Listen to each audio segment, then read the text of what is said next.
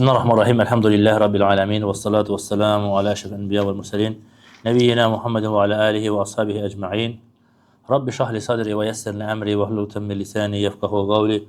Allahümme allimna ma yanfa'una ve fa'na bima allamtana ve zidna ilme ba'd. Aziz qardaşlar, Şeyx Abdülaziz Sadhan Hafizahullahın İlm Tələb Etmək Yolundan İşarələr kitabının tədrisinə davam edirik və kitabın axırında dedik ki, Şeyx elm tələbəsinə tövsiyələr zikr edir və Allahın izni ilə inşallah bugün sonuncu dərsdir. O tövsiyələri bitirməklə inşallah kitabı bitirəcəyik. Və şeyxin zikr elədiyi 34-cü tövsiyə odur ki, elm tələbəsi bir məsələni axtaranda müəyyən faydalarla özünü məşğul etməsin.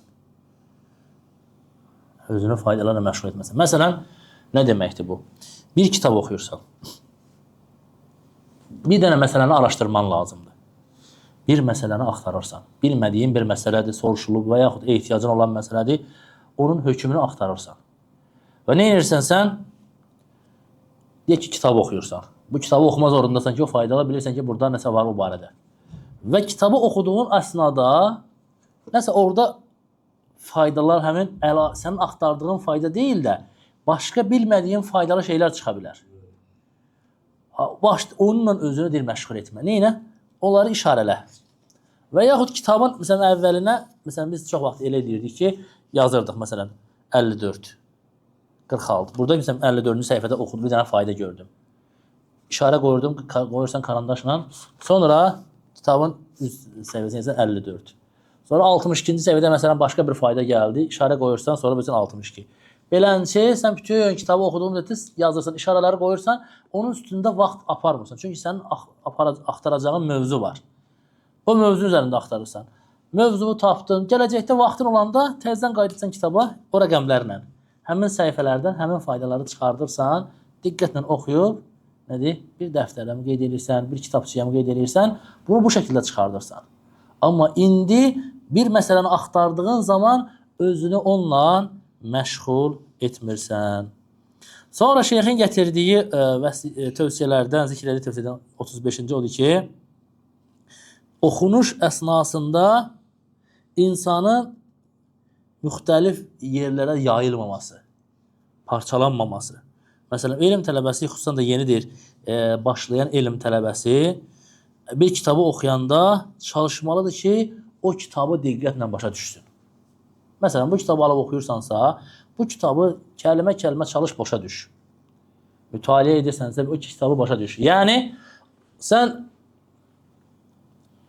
tələsik oxuyub keçməklə deyil. Bir kitabı oxu, amma başa düşərək oxu. Məsələn, adam var ki, 10 dənə kitab açır. Xüsusən də yeni elm tələbəsi. 5 dənə kitab açır. Bir vərəq oradan oxuyur, bir vərəq buradan oxuyur. Hərəsindən bir vərəq, beyində hamısı qarışır. O insan elm əldə edə bilməz. Elm əldə etməsi üçün mütləq, necə ki biz danışmışdıq bu tövsiyələrin əvvəlində, əvləviyyət, elmdə önəmlik, ardıcıllıq, yadınızdadır. Eləcə də eyni vaxtda bir neçə kitabı cəm etməmək, qarışdırmamaq. Çünki o sənin beynini qarışdıracaq. Ola bilər, 2 dənə müxtəlif elmdə götürə bilərsən, 2 dənə müxtəlif fəndə fayda ala bilərsən. Lakin 10 dənə kitab açsan, bir dənə təfsirdə, bir dənə hədisdə, bir dənə əqidədə, bir dənə fiqdə, bir dənə usul fiqdə, bir dənə usul təfsirdə başlayırsan, hərəsindən bir səhifə oxuyursan və onu da bitirməyəcəksən sən. Hamısı yarımçıq qalacaq və nəticə etibarilə bir şey əldə etməyəcəksən. Ona görə mütləq yeni başlayan elm tələbəsi xüsusən dediyimiz kimi bir kitabı oxumalıdır, diqqətlə oxumalıdır, başa düşüb, sonra isə başqa kitaba keçməlidir. Və sonra şeyx deyir ki, tövsiyələrdən 36-cısı, insan elm tələbəsi danışdığı zaman, yəni xüsusi kəlmələri seçməkdən çəkinməlidir. Xüsusi kəlmələri seçməkdən çəkinməlidir. Nə deməkdir? Yəni, bəzi insanlar var, elm tələbəsi danışır, özü qəsdən ağır kəlmələr istifadə edir. Çətin cümlələr istifadə edir. Nədir məqsəd? Məsələn, sadə dildə danışanda deyirsən ki, maşallah, bu qardaş sadə danışır. Elə necə ki, Əbu Ömər İbn Ali rahimehullah haqqında deyərdilər. Deyir ki, onun haqqında Əsma deyir ki, mən deyir, onun deyir, dərslərinə gəlirdim, o qədər asan danışırdı, zənn eləyirdim ki, o deyir, heç nə bilmir. O qədər asan danışırdı. Çünki insanlar asan danışana deyir ki, buna qədər elmi yoxdur. Amma belə çətin, dolaşıq cümlələr işlədən, insanların başa düşməyəcəyi cümlələr işlədəndə deyir ki, bu çox elmlidir. Bunun danışığını hər adam başa düşmür. Bunu qəsdən seçib danışır. Niyə? Desinlər ki, bu necə elmlidir. Bu da insana təkəbbürlüyün əlamətidir, özündən razılığın əlamətidir. Bir qəlb xəstəliyidir. Sən bacardığın qədər insanların başa düşəcəyi şəkildə insanlara danışmalısan. Onlar səni anlasınlar. Çünki məqsəd Allahın dinini çatdırmaqdır. İnsanların qarşısında çətin kəlmələr seçməklə onları özünə təəccübləndirmək deyil. Elm tələbəsinin yolu deyil bu. Və məsələn, bəziləri deyir, axtarır, deyir, qaranlıq kəlmələr, hansı ki, bir neçə məna ifadə edən və yaxud mənası bilinməyən kəlmələr və o sözünü böyütmək üçün söz cümləsinin əvvəlində onları istifadə edir və bu deyir, ədəbdən deyir. Lakin ola bilər ki, insan qrammatikadan danışır, ərəb dilinin qrammatikasından danışır və yaxud da öz hər hansı bir dilin o qrammatikadan danışanda orada o kəlmələri izah etmək üçün istifadə edərsə, bu başqa bir məsələ. Lakin, məsələn, deyir, hər hansı bir elmi izah edir, onda insanların başa düşəcəyi kəlmələrlə izah etməlidir. Sonra şeyxin gətirdiyi tövsiyələrdən 37-cisi Əl-həzər minəl-qol bilə ilmin vəl-harac min tərki sualin bilə cavab. Deyir ki, elmsiz danışmaqdan çəkinmək, bir də sualı cavabsız tərk etməkdən, hərac duymaqdan çəkinmək. Yəni mən sualı necə cavabsız qoya bilərəm? Bundan birinci elmsiz danışmırsan, ikincisi sualı mən necə cavabsız qoyaram deyə özünü sıxıntıda hiss etməməlisən, lakin eyni zamanda da onu da cavabsız tərk etmirsən. Başlı başına buraxmırsan. Və şeyx buyurur ki, sən deyir, ola bilsin ki, bir məclisdəsən deyir və insanların hər kəsin baxışı sənə yönəlib deyir. Və sən deyir, artıq məclisin başında otuzdurulmusan. Və sən insanlar, onlar o toplumun içində ən elmlisi sənsən. Və sənə deyir, bir insan sual verir. Və sən də bunun cavabını bilmirsən. Və bu məsələdə cahil olduğunu etiraf etməyə utanırsan. Çünki onlar sənin haqqında yaxşı zənnədilər ki, sən alimsən, elmlisən. Və başlayırsan, deyir, ümumi kəlmələr işlətməyə. Ki, məsələdə ixtilaf var, filan şey, bu məsələdə də alimlərin fərqli görüşləri var. Bu şəkildə aradan çıxmaq istəyirsən. Və yaxud eşitmişdim, bəzi şeyxlər belə deyirlər, ola bilsin ki, bunun cavabı belədir. Çox deyir, təəccüb olsun ki, sənə deyir ki, sən deyir, necə belə bir cavab verirsən. Sən deyir, İmam Məlikin, İmam-ül Darül Hicranın qissəsini eşitməmisənmi? Necə ki, onun yanına İmam Məlik, Maliki məzhəbinin imamı, Peyğəmbər s.ə.v məscidinin imamı olur. İmam Malikin yanına Mədinəyə, Əndəlüsdən, İspaniyadan insanlar gəlir 42 dənə sualla. Hansı ki, İspaniyada olan alimlərin cavab verə bilmədiyi sualları yazırlar, toplayırlar, İmam Malikin yanına göndərirlər. İmam Malik onlardan cəmi ikisinə cavab verir, 40-ına deyir, lə ədri, bilmirəm. Adamlar deyir ki, sən deyir, İmam Malik olduğun halda bilmirsən, deyir, bəli, get onlara xəbər ver, deyir ki, İmam Malik dedi ki, mən bilmirəm. Subhanallah. İmam Malik bilmirəm sözü deyəndən sonra sən niyə utanasan, deyəsən ki, bilmirəm sözü istifadə etməyə niyə utanasan? Və yaxud bəziləri nə deyir, vəziyyətdən çıxmaq üçün nə yalan danışa bilmir, nə deyir, fihi qovlər. Hətta bu barədə məşhur bir qıssa var. Bir insan deyir, bir şeyx olur, bir imam olur, hoca olur.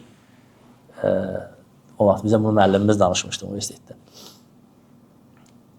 Səfərə çıxası olur. Yerimə kimi qoyum acaba, yerimə kimi qoyum, deyir oğlumu qoyum. Ən yaxşı, oğluma qoyum. Oğluna deyir, oğlum, mən səfərə gedib gələnə qədər namazları qıldır, dərslərlə falan insanları idarə elə. Deyir, ata, mənim elmim yoxdur, mən elm sahibi deyiləm, sənin oxumusan, sənin elmin var, mənim elmim yoxdur. Deyir, yola ver, deyir, bala. Deyir, necə? Deyir, nə soruşsalar, deyir ki, fihi qovlən. Nə soruşsalar, deyir ki, məsələdə iki rəy var. Bu şəkildə aradan sıyrıl. Nə soruşsalar, deyir ki, arada məsələdə 2 rəy var. Məsələn, ata gedir səfərə, oğul atanın yerini tutur məsciddə. İnsanların solları olduqca hamısına deyir ki, fihi qovlən, məsələdə 2 rəy var. Və insanlar bir müddətdən sonra şübhələnirlər ki, bu nə oldu? Hər məsələdə 2 rəy olur. Bu məsələ heç bir məsələyə cavab verə bilmir. Deyirlər ki, öz aralarında gəl bunu imtihan edək. Doğrudan da mı məsələdə bu elmi şəkildə cavab verir, yoxsa bizi yola verir? Biri gəlir, deyir, müəllim deyir, mənim sualım var. Deyir, nədir? Deyir, Allah azə və cəllə buyurur ki, əfilləhi şəkkun. Allah barədə şək mi var? Ayətdə, Quran-ı Kərimdə. Deyir, bu ayə barədə nə deyirsən? Deyir, fihi qovlər. 2 rəy var. Yəni, Allah barədə şəkdə 2 rəy var.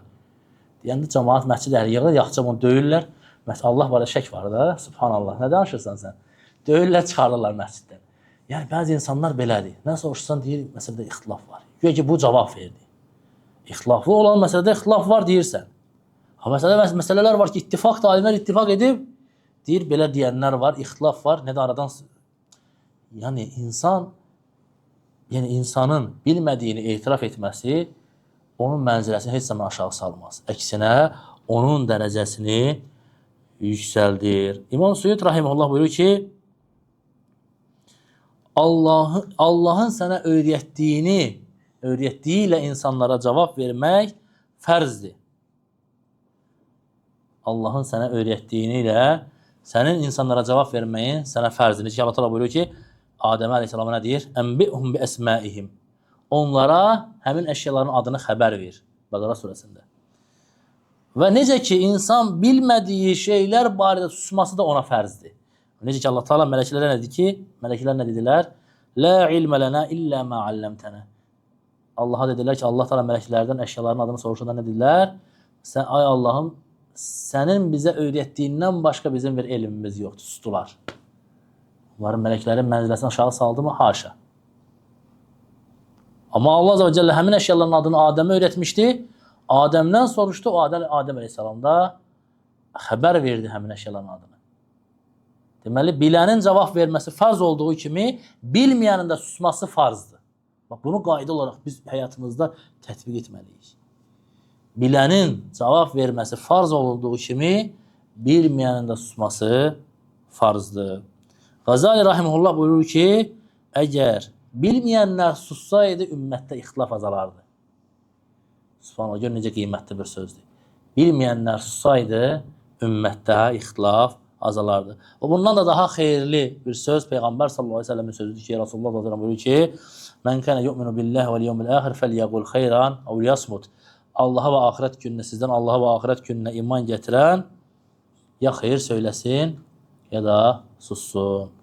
Deməli, insan heç zaman bilmirəm deməkdən utanmamalıdır. Və əksinə bu sələf salihin mənhəci olmalıdır. Şeyx deyir ki, Şeyx Sədhən Hafizahullah deyir ki, mən deyir Şeyx Abdüləziz ibn Baz Rahimehullahın nə qədər özüm deyir eşitmişəm ki, Saudiya radiosu var, İza'atul Quran, Quran radiosu 24 saat fəaliyyət göstərən, orada Nurun alə Darb proqramı var.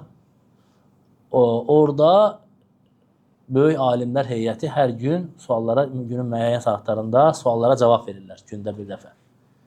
Saudi Ərəbistanın müftisi və yaxud böyük alimlərdən kimlərsə qonaq kimi dəvət olunur. Canlı yayında zəng eləyirsən radio, mən orada deyilən telefon nömrəsinə radioda. Birbaşa müftinin özünə sual verirsən və sənin sualına cavab verir. Və deyir, şeyx deyir ki, mən o qədər Nurun Aladar o proqramda Şeyx İbn Bazın deyir, bilmirəm sözünü eşitmişəm ki, deyir. Radioda, ölkə səviyyəsində, nəinki dünya səviyyəsində yayılan radiodur. Bilmirəm, deyirdi. Və yaxud dərslərində, mühazirələrində deyir, lə ədri, o qədər deyir, bilmirəm kəlməsi işlədirdi ki, deyir.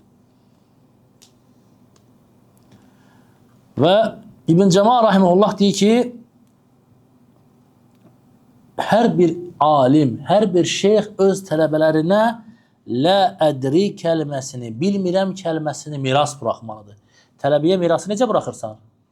Çoxlu onun eşidəcəyi şəkildə dərslərdə bilmirəm deyərsənsə. Məsələn, biz təzə gedən vaxtlar, o vaxtda Şeyx Abbad Hafizahullahın təzə dərslərində otururduq. Suallar soruşulurdu. Gündə bir neçə suala deyirdi, bilmirəm. Yeni, həqiqətən bizə çox belə qəribə gəlirdi. cavan idik, eşitməmişdik kimdənsə də bu kəlməni. Biraz bizə qəribə gəlirdi ki, necə yəni Mədinənin ən böyük alimi bilmirəm deyir. Bir müddətdən sonra artıq sənin qulağın alışır. Sonra sənin üçün adiləşir. Və sonra sənin özün başlayırsan onu tətbiq eləməyə ki, yəni soruşulanda deyirsən, subhanallah, mən kiməm ki? Şeyx Abbad kimi böyük bir alim soruşulansa onlara utanmır, çəkinmir cəmaatın içində, qarşısında görürsünüz. Məsələn, Şeyx Abdülrazağın dərsində oturanları gördünüz. Yəni, Şeyx Abbadın dərsində ondan da artıq insanlar otururdu. Ondan daha çox adam otururdu. O qədər insanın qarşısında şeyx deyirdi, bilmirəm, lə ədri, bir-iki kəlmə. Utanmırdı. Və insan deyirsin ki, mən niyə utanmalıyam bu kəlməni deməyə?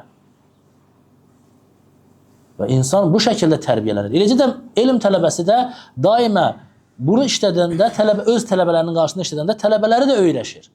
Qulağa öyrəşir və zaman onlardan da kimlərsə, bir tələbə, balaca tələbə də olsa, tələbə olaraq bir şey soruşanda bilmədiyi şeydə nə deyirlər? Bilmirəm deyirlər. Çünki artıq öz müəllimlərindən bu kəlməni miras almış olurlar. Və ən böyük deyir ki, ən böyük müsibətdir, odur ki, deyir, ənnəkə lə tədri və lə tədri, ənnəkə lə tədri. İnsanın başına gələcək müsibətlərindən biri də odur ki, deyir, insan deyir, bilmir və bilmir ki, bilmir. Buna dilimizdə mürəkkəb cahil deyirlər. Bilmir, məsələni bilmir. Amma özünü bilən, zənn edir ki, bilir. Özünün bilmədiyindən xəbəri yoxdur. Çünki cəhalət iki yerə bölünür. Cahillik iki yerə bölünür, alimlər iki yerə bölünür. Biri var bəsit cahil. Deyirsən, qardaş, falan şeyin hökmü nədir? Məsələn, duha namazının hökmü nədir? Sən deyirsən ki, bilmirəm. Buna deyirlər bəsit cahillik. Bilmir və bilmədiyini də etiraf edir. Bunu başa salmaq çox gözəldir. Aydın mı? Bilmir, öyrədirsən. İkincisi isə mürəkkəb cahildir. Bildiyini zənn edir, amma bilmir, yəni yanlış bilir. Deyirsən ki, məsələn, duha namazının hökmü nədir? Məsəl üçün, deyir, farzdır. Deyirsən ki, farz deyir, sünnətdir. Deyir, yox, o farzdır. O farzdır deməyi, onun bilməyidirmi? Həqiqi hökmü, bilməməyidir. Amma o özünü nə bilir? Bilən bilir. Əsl müsibət də burada. Bilmir, əsl hökmü bilmir. Özünün də xəbəri yoxdur ki, o bilmir. Aydın oldu mu, qardaşlar? Bu nə deməkdir? Və bəziləri deyir, elə zənn edir ki, şeyx deyir, elə zənn edir ki, əgər o bilmirəm kəlməsini deyirsə, onun heybəti düşəcək. Və bu da şeytanın deyir, ona bəzəməsindən irəli gəlir. Və bil ki, sən deyir, ədri, bilmirəm kəlməsini işlədərsənsə deyir, sən deyir, bu kəlməyə görə savab qazanırsan və bu da sənin məqamını insanlar yanında yüksəldəcəkdir. İbn Kəsir Rahiməhullahdan bir qıssə gətirir. Nisa surəsinin təfsirində Allah Azə və Cəllə ki, haram kimlər ki, bizə haramdır, Hurrimmət aleykum mühacir analarının sizə haram olduğu ki, məşhur 23-cü ayədir Nisa surəsinin. O ayəni zikr edir, Nisa surəsinin 23-cü ayəsini gətirir. Orada ki, وَرَبَائِبُكُمُ اللَّاتِ فِي حُجُورِكُمْ Sizin hücrələrinizdə, evlərinizdə olan rabibələriniz. Əllətə dəxaltum bihinnə. Hansı onlara duxul etmişsiniz, onlarla evlənmişsiniz. فَإِنْ لَمْ تَكُونُوا دَخَلْتُمْ بِهِنَّ فَلَا جُنَحَ عَلَيْكُمْ Əgər onlara duxul etməmişsinizsə, o qadınlarla evlənməkdəsə bir günah yoxdur. Rabibə nədir, qardaşlar? Rabibə, məsələn, sən bir qadınla evlənmisənsə, o qadının başqa kişidən olan qızına sənin nəyindir? Rabibəndir. Bizdə ki, qızdıq deyirlər. O rabibədir. Sən onun anası ilə mücərrəd əqd etməklə o sənə haram olmur. O qız sənə haram olmur. Lakin əqddən sonra evləndinsə, yaxınlıq oldusa, o uşaq sənə əbədiyyən haram olur. Ömrü, hətta anasını boşasan belə, o qız sənin əbədiyyən məhrəmin qalır. Əbədi olaraq məhrəmin qalır. Sənə məhrəm olur o qız. Anasınla evli olmusansa artıq boşayandan sonra anası naməhrəm olur boşadınsa, düzdürmü? Yad qadın olur. Lakin o qız sənə ölənə qədər məhrəm qalır. Buna nə deyirlər? Rabibə deyilir. Və Allah da burada qeyd edir ki, fi hucurikum, o rabibələr ki, sizin evlərinizdədir. Və deyir, bu barədə Əli radiyallahu anh əsər gəlir ki, bir kişi gəlir, soruşur ki, ey əmrəl müminin, mənim zövcəm deyir, vəfat elədi. Və Əli radiyallahu anh soruşur ki, sənin Rabibən varmı? Deyir, bəli. Deyir ki, hardadır? Deyir ki, öz Taifdə dayılarının yanındadır. Yəni, zövcəm evlənəndə özü ilə bərabər mənim yanıma gətirmədi onu. Qızını dayılarının yanında qoyub gəldi. Və Əli radiyallahu anh deyir ki, onunla evlən deyir. Allah Taala demirmi ki, öz hücrələrinizdə olan rabibələr sizə haramdır. Əli radiyallahu anh fətvasını başa düşdünüzmü? Bu, Əli radiyallahu anh fətvası aydın oldu mu? Əli radiyallahu anh o rabibəsi ilə evlənməyə fətva verir. Niyə görə? Ayənin zahirinə görə ki, o dayılarının yanında mənim evimə gətirməyibsə, artıq mənə haram deyil.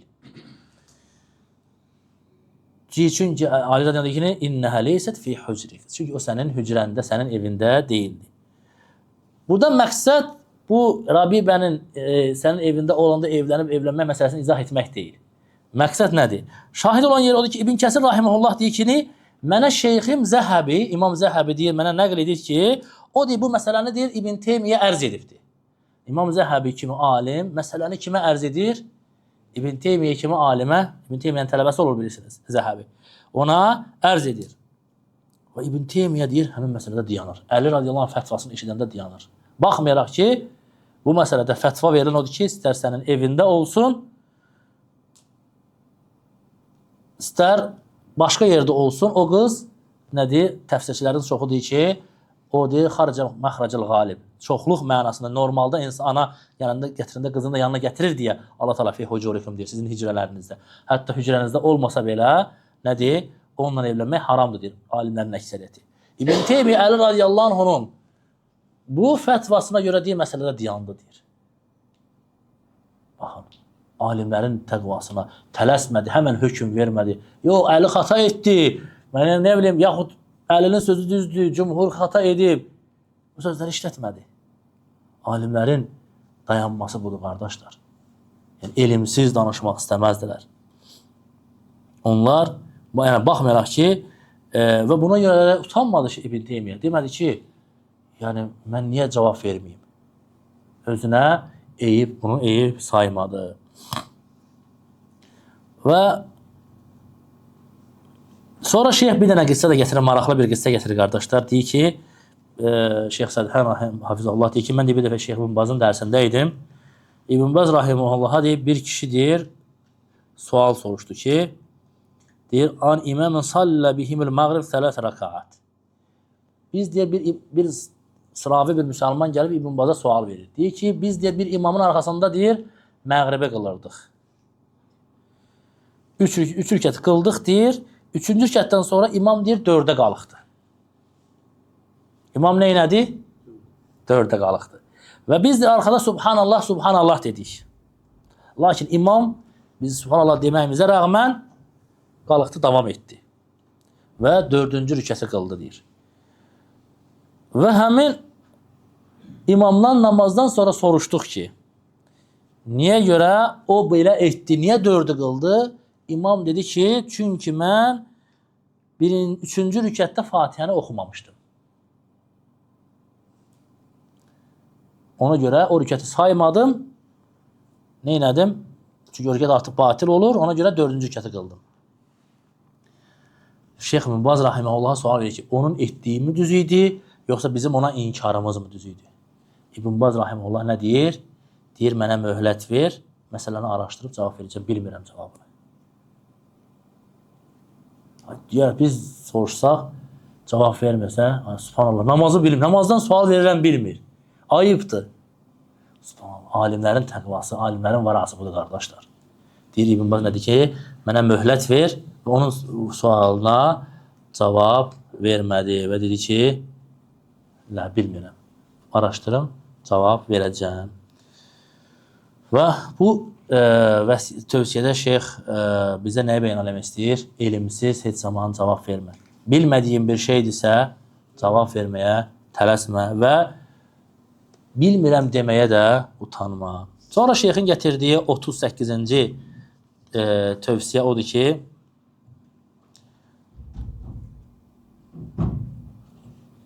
heç zaman şəxsiyyət, əgər sənin dinin salamatdırsa, şəxsiyyətini alçaldacaq kəlmələrlə təsirlənmə. Şəxsiyyətini alçaldacaq kəlmələrdən heç zaman təsirlənmə. Deyir, çünki deyir, ola bilsin ki, deyir, sən bir söz deyərsən, başqalarından, deyir, ətrafında olanlardan, deyir, layiq olmayan kəlmələr eşidərsən və yaxud lağlağı eşidəsən. Və o şeylər, deyir, səni, deyir, heç nədir, heç nədən məhrum etməsin. Heç nəyinə təsir etməsin. Çünki Allah Teala nə deyir? وَلَا يَسْتَخِفَّنَّكَ الَّذِينَ لَا يُوقِنُونَ Ahirətə inanmayanların səni etinasızlığa sövq etməsinlər. Ahirətə inanmayanlar, yəqinlikdə olmayanlar səni etinasızlığa və yaxud dindən dönməyə sövq eləməsin. Sənə alçaldıcı kəlmələr işlədirlər sənin haqqında, sənə söz atırlar. Və buna şeylərə deyir, sən fikir vermə. Şair görün nə deyir, qardaşlar? Deyir ki, وَاِنْ بُلِيتَ بِشَخْسٍ لَا خَلَاقَ فَكُنْ كَأَنَّكَ لَمْ تَسْمَعْ وَلَمْ يَقُلْ Şair deyir ki, əgər əxlaqı olmayandan olmayan biri ilə imtihan olunarsansa, başıma biri müsallat olub, çıxır bütün günü YouTube'da dalınla danışır sənin. Sənə adlar qoşur. Günümüzdə var da elələri. İşi gücü filan kəslərə ad qoşma, birinə filan şey deyir, birinə diktor deyir, birinə nə deyir. İşi gücü budur. Nə deyir? Deyir ki, فَكُنْ كَأَنَّكَ لَمْ تَسْمَعْ وَلَمْ يَقُلْ Özü elə apar ki, nə sən onu eşitməmişsən, nə də onu deməyib deyir. Elələrinlə o şəkildə davran. Və ondan da daha xeyirli Allah Azze və Cəllənin ayəsi ki, Allah Teala nə deyir? وَإِذَا خَاتَبَهُمُ الْجَاهِلُونَ قَالُوا سَلَامًا Cahillər onlara söz sataşanda, söz deyəndə nə deyərlər? Salam olsun deyərlər. Sizə salam olsun deyərlər. Və insan deyir ki, ona görə heç elələrinə deyir, فَلَا تُلْقِ لَهُ بَالًا Eləsinə deyir, diqqət ayırma, fikir vermə. Və əksinə, imkan varsa ona Allahla xatırlat. Yumşaq şəkildə Allah Azze və Cəllə xatırlat. Və onun dediyi sözlər sənin dininə təsir etməsin, sənin dəvətinə təsir etməsin. Və bu deyir ki, ola bilər ki, bəzən olur ki, bir məclisdə və yaxud hər hansı bir toplumda ola bilir, hətta bəziləri sənin üzünə, məsələn, bir fayda zikr edirsən, deyir ki, düşük bir insanlar tərəfindən başlanır, sənə deyir, söz atılır. Ya üzünə var. Və yaxud sosial şəbəkələrdə, bugünkü gün məsələn, insanların çoxu sosial şəbəkələrdə aslana şirə dönürlər. Söz atırlar, danışırlar və cürətkar olaraq başlayırlar ağır kəlmələr işlətməyə. Məsələn, onlar kimi olma deyir. Dəlilini ortaya qoy, haqqı izhar et və onların dediyini onların özünə burax və onların kəlməsinə üz çevirmə. Və elm tələbəsi bu şəkildə elmi əldə edir. Yoxsa hər danışana rədd etməklə, hər onun haqqında artıq əksik söyləyənə qulaq verməklə öz vaxtını zayi edəcək. Onların səviyyəsinə düşməməsi lazımdır elm tələbəsinin. O danışanların səviyyəsinə düşməməsi lazımdır. Və sonda şeyxin ən zikr etdiyi sonuncu faydada, 39-cu faydada, 30-cu tövsiyədə deyir ki, elm tələb etməkdən yorulmamaq və heç zaman bezməmək, elm yolundan bezməmək. Çünki deyir, bezginlik, yorğunluq bir öldürücü bir xəstəlikdir. İnsanın əzmkarlığını öldürür. İnsanda nə qədər bezdirici bir xəstəlik olarsa, o qədər də elmdən məhrum olur. Və ona görə də insan çalışmalıdır. Biz onlara insana deyir ki, ey qardaşım, bəzi insanlar deyir ki, mən elm məclislərinə gəlirəm, otururam, dərslərdə qulaq asıram, amma başıma bir şey girmir, yadımda bir şey qalmır. Niyə? Çünki ya mürgülüyürük, yaxud da diqqətlə qulaq asmırıq, yaxud da telefonla oynayırıq. Düzdürmü? Bunlar da var. Bəzən olur ki, bunların heç biri yoxdur, lakin yadımızda qalmır və bəzən şeytan vəsvəsə verir bizə ki, artıq mən gəlirəm dərslərə, yadımda qalmır, mən gəlməyim. Deyir ki, xeyirdir, bu da şeytanın vəsvəsədir.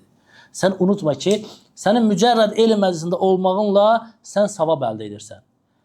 Allahın rəhməti səni bürüyür, mələklər səni dövriyə alır, sənin üzərinə sükunət inir və Allah Azze və Cəllə öz dərgahında səni zikr edir.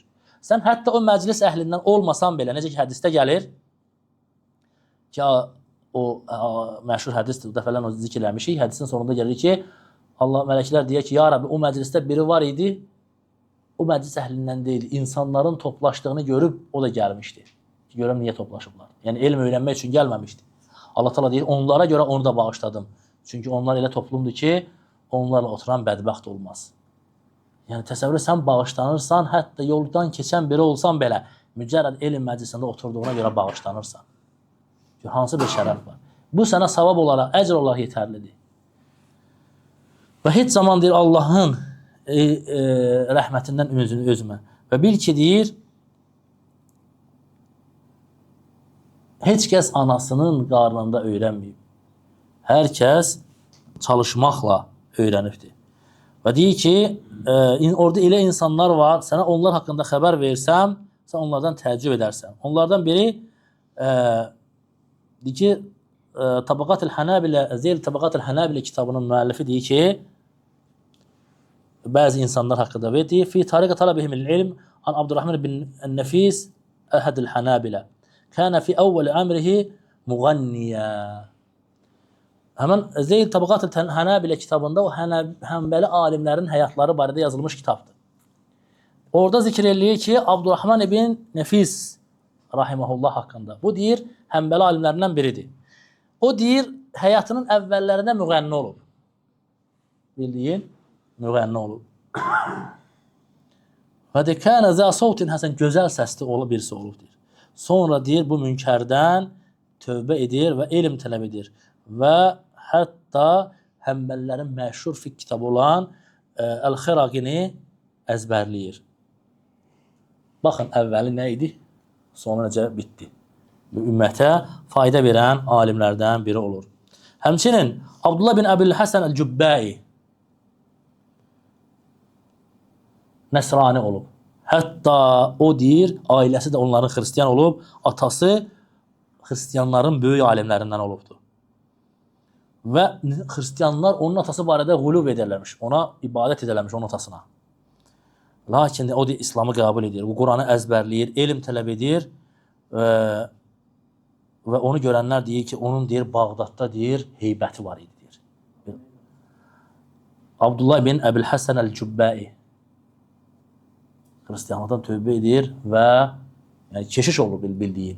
Tövbə edir və İslamın böyük alimlərindən olur. Həmçinin Nasruddin Əhməd ibn Abdüssəlam rahiməhullah yol kəsən olur, quldur olur. Və tövbəsinin səbəbi də nə olur? Çox qəribə bir hadisə ilə tövbə edir. Deyir, o bir gün deyir, yol kəsən zaman bir xurma ağacının altında söykənəkli olur, yaxud bir divarın altında, xurma bağının altında söykənəkli olur və görür ki, bir dənə quş, bir sərçə iki xurma ağacı arasında gedib gəlir. Nizamlı olaraq gedib gəlir. Və çox təəccüb edir və qalxır. Ağacın başına qalxır və görür ki, quş bir dənə kör bir ilandır, yuvasında ağzını açıq durur. Quş isə gedir ona qida daşıyır. Gətirir onun ağzına qidanı qoyur, sonra gedir. Yenə gətirir onun ağzına qidanı qoyur. Kör ilansa yuvasında ağzını açır, gözləyir. Quş gətirir onun ağzına qoyur, bu yeyir, sonra quş uçur, yenə gedir onun üçün qida gətirir. İlan üçün. Və bundan təəccüb eləyir və günahlarına tövbə eləyir.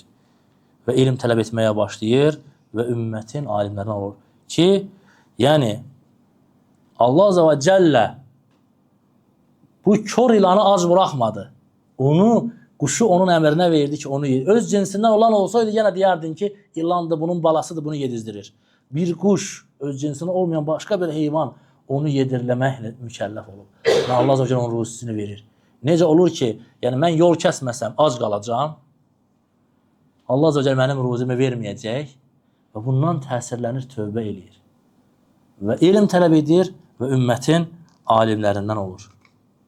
Baxın, qardaşlar, bir dənə hərəkət insanların həyatını dəyişib.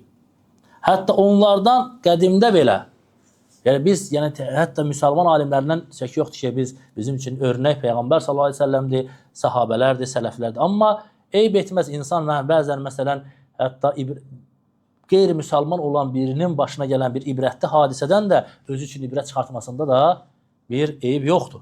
Şeyx gətirir ki, məsələn, Sokrat, eşitmişsiniz, məşhur filosof, hansı ki, zəlaləti ilə, küfrü ilə tanınmış birisi olub.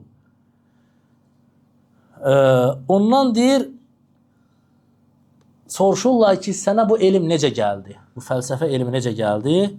Deyir ki, gör nə deyir? Deyir ki, لِأَنَّنِ أَنْفَقْتُ مِنَ الزَّيْتِ أَكْثَرْ مِمَّا شَرِبْتُ مِنَ الْمَاءِ. Deyir, mən deyir, içdiyim sudan çox deyir, yağ yandırdım. Harada yandırır yağı? Lampalarda. Həyatım boyu deyir, içdiyim sudan çox yağ yandırmışam, yağ sərf eləmişəm. Yəni, kitab oxuyarkən, ya yazarkən lampalara. Onunla deyir, mən bu elmi əldə elədim. Yəni, baxın, insanlar öyrənmək üçün, batil əhli də olsa, öyrənmək üçün nələri sərf edir. Biz də nə edirik? Verilən bir balaca tapşırığı gəlirik, burada hazırlayırıq. Hə? Elə deyilmi? Deyirsən ki, evdə oxu gəl, gəlirik, harada oxuyuruq? Burada oxuyuruq.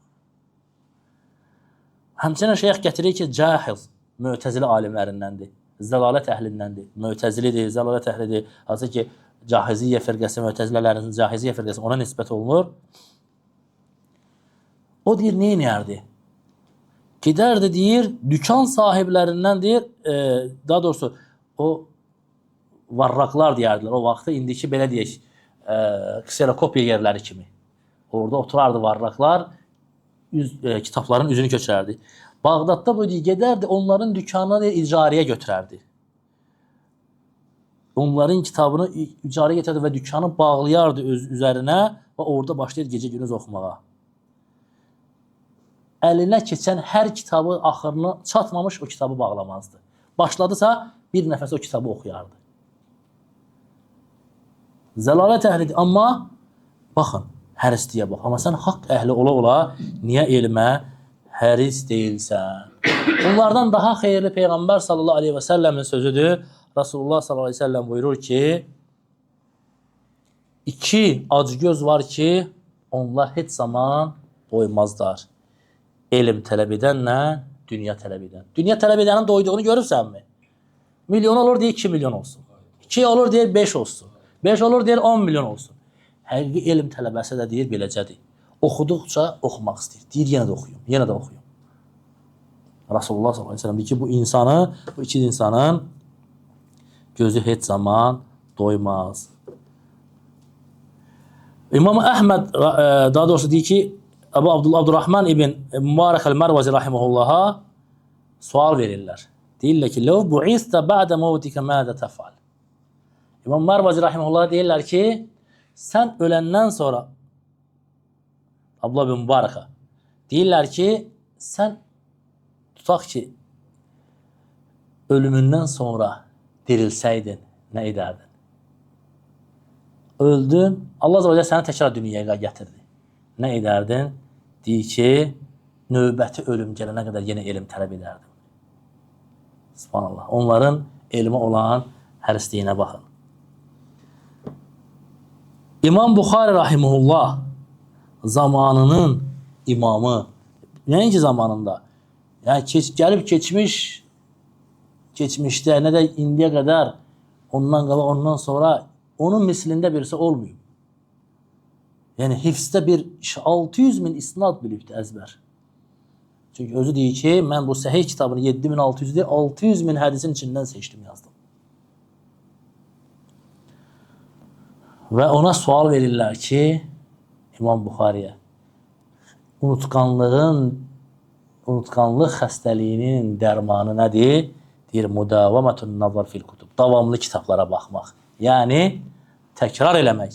Niyə görə biz tapşırığı verəndə deyirik ki, ən az 10 dəfə oxu, 20 dəfə oxu? Çünki unutqanlığın bir yolu, tək yolu davamlı təkrar etməkdir. Bu qardaşlar, yəni sələflərin həyatından bəzi nümunələr idi. Yəni bəzilər olur ki, deyir ki, məsələn, mən 1 il, 2 il gedirəm, heç bir şey əldə etmirəm. Subhanallah. Biz keçdik yadınızdadırsa, Sa'ləb Əbul Abbas Əl-Əhməd rahimehullah nə deyir?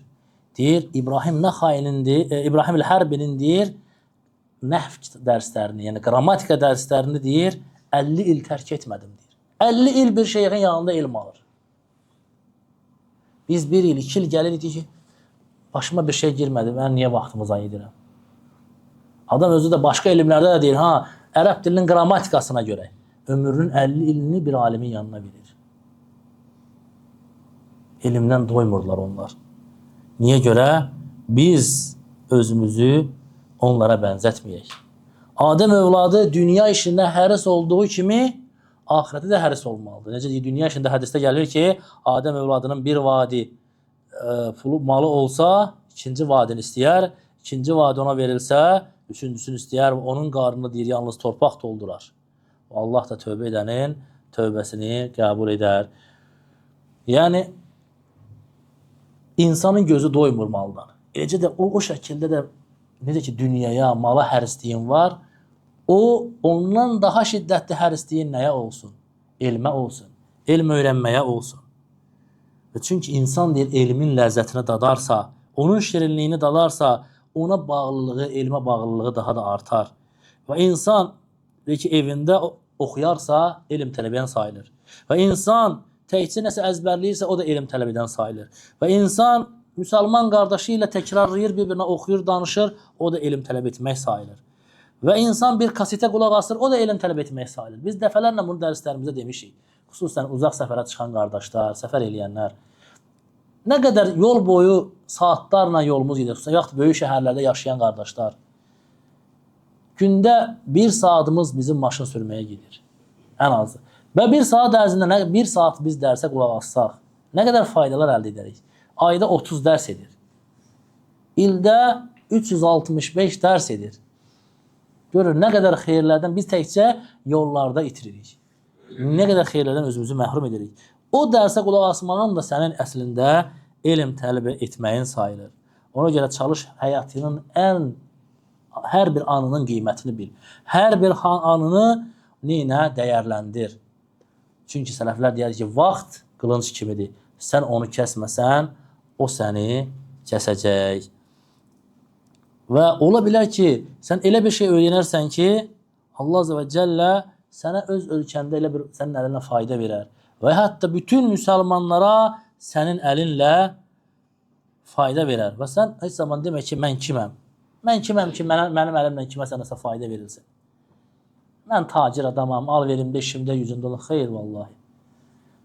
Sənin əlinlə Allah Azze və Cəllə qəlbləri fəth edər. Ola bilər, bəli, sənin özün bir alim olmazsan, lakin öyrəndiyin, faydalandığın bir şeylə bir müsəlmana, bir insanın hidayətinə səbəb olasan, bir dərsdə eşitdiyin bir faydanı bir insana çatdırasan, öyrədəsən, o insan tövbə edə, haqqa qayda və o insanın əli ilə Allah Azze və Cəllə yer üzünə nuru yaya. Və o qazandığı savab qədər də sən qazanırsan. O yadınıza gəlirmi? Abbaqır Cəzair Rahiməhullahın qissəsini danışmışdım. Abbaqır Cəzair Rahiməhullah Şeyx Abbadın belə şeyxi idi. Mədinənin böyük alimlərinin. Anası ilə bir qəbrin başında durub şirk edəndə cavan oğlan idim deyir Cəzairdə.